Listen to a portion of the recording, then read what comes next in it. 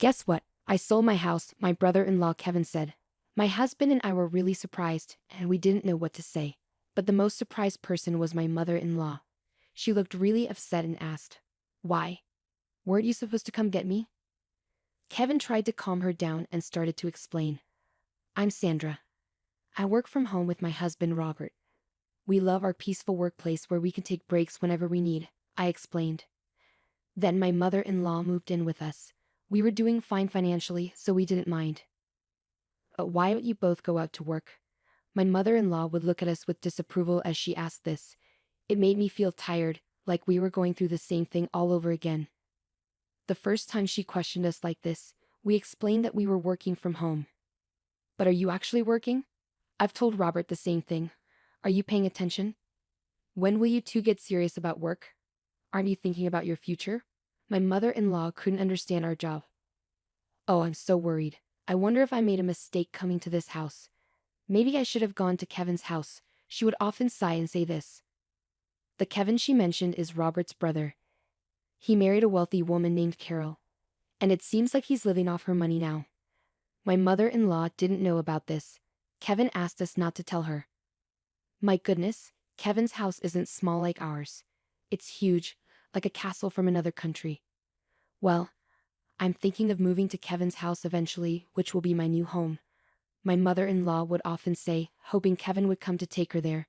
But we knew deep down that Kevin and his wife would never come to get her. You see, Robert once suggested to his brother that their mother could live with him.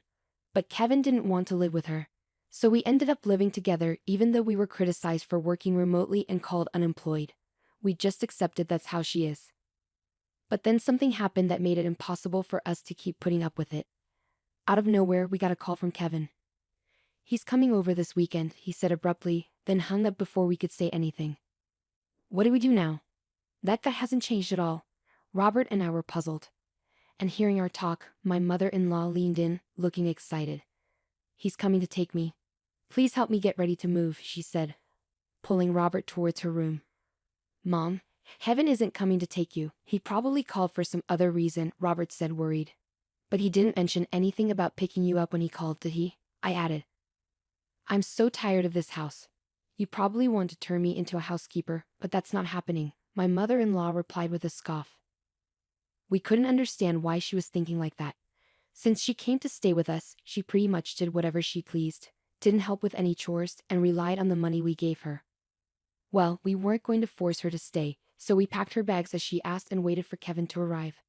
During the weekend, my brother-in-law and his wife showed up at our place. As soon as they walked in, they had these suspiciously friendly expressions on their faces. I had a bad feeling about it.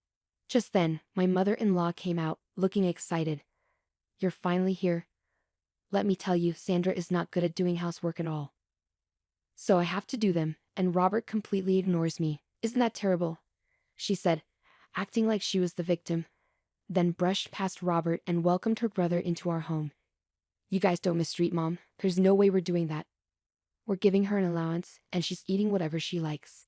Plus, Sandra is handling the house chores," Robert said, looking conflicted, but his brother seemed suspicious. Robert has always been a bit clueless, probably treating Mom badly without even realizing. And it seems Sandra isn't the considerate type. "That's right. Kevin really understands me," she said. Hearing this conversation, Robert and I couldn't help but frown. Despite this, we decided to entertain our guests and led the couple to the living room. We all sat around the living room table, with Robert and me on one side and the couple on the other. "Now, why are you just sitting there? Serve the tea," my mother-in-law demanded. "Huh. I thought you were going to make the tea, mother-in-law. What's this about making an old woman work? See, Kevin, Sandra is like this," she said, even pretending to cry. I was so stunned by her behavior that I couldn't even respond. Once I served the tea, the mood became serious. The truth is, we sold our house. Robert and I were surprised and shocked by Kevin's words. But the one who was most shocked was my mother-in-law. "Why? Why would you do something like that? Didn't he come to pick me up?" she asked, flustered, confronting Kevin. He tried to calm her down, saying, "Take it easy," and then began to explain. "We've been in debt, and even though we could pay it off by selling the house, we're broke and have nowhere to live, so we came here to see if we could stay. What debt? I tried to start a business, but it didn't work out. These things happen, you know, Kevin said with a laugh. Robert and I sighed in frustration. We only need to stay until we find a new house.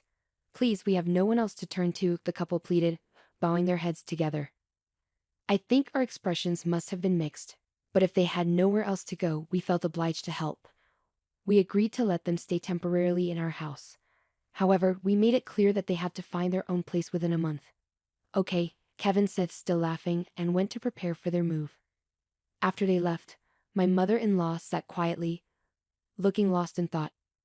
Robert and I assumed she was still processing everything. The next day, the couple's belongings arrived promptly. This much. Where are we going to put it all? This is going to be tricky. We might have to sell some things or rent a storage unit, my mother-in-law said as we discussed what to do with Kevin's belongings. Then, out of nowhere, she dropped a bombshell on us.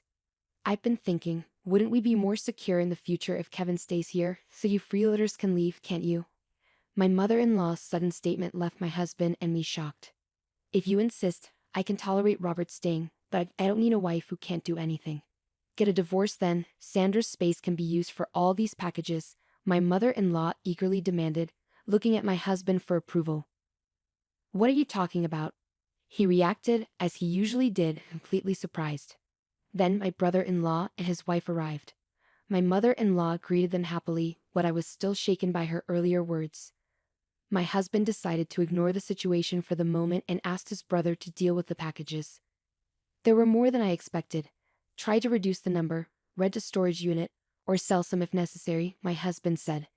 His brother glared at him and said, "What are you talking about? These packages are important. How could I sell them? And what if they get stolen from a locker? What if they get damaged? Are you going to take responsibility, bro?" My husband shook his head at his brother's selfish behavior. This is our house, you know. It's only fair that you endure some inconvenience, right? If you don't like it, find a place to live quickly and leave. But then my mother-in-law shouted, "What are you talking about? Didn't I just say if you two are not happy with Kevin and the rest, you can leave? You're basically freeloaders. You're not needed in this house. Kevin is trying to start a business and all you two do is loaf around the house, doing so-called remote work. You're a nuisance." It was like my mother-in-law was acting as if it were her own house. My husband and I exchanged looks in disbelief. My brother-in-law and his wife were surprised at my mother-in-law's words, but then they started to smirk. "That might not be a bad idea, Mom. It sounds good. It's a hassle to find a new place, so we could stay here. So why don't you sell this house to us, Carol?"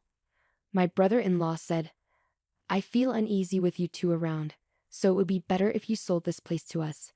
And it seems like our mother-in-law agrees with us, so sell this place to us." My husband and I were stunned by their words. "What nonsense are you?"